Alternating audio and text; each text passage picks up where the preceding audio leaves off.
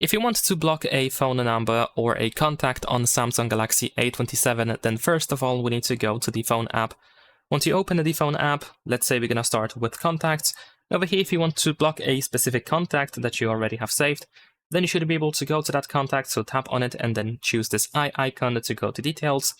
Then here in more section, you should be able to find block contact. So you can choose this option and confirm that you want to block it. And there we go. Now this contact is blocked.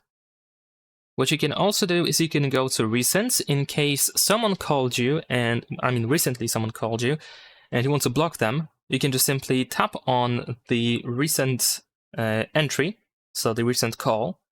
And then in here, you can tap on this icon with the lines and dots. And then here at the bottom, we have the block option. So you can choose that and, of course, block the contact just like that.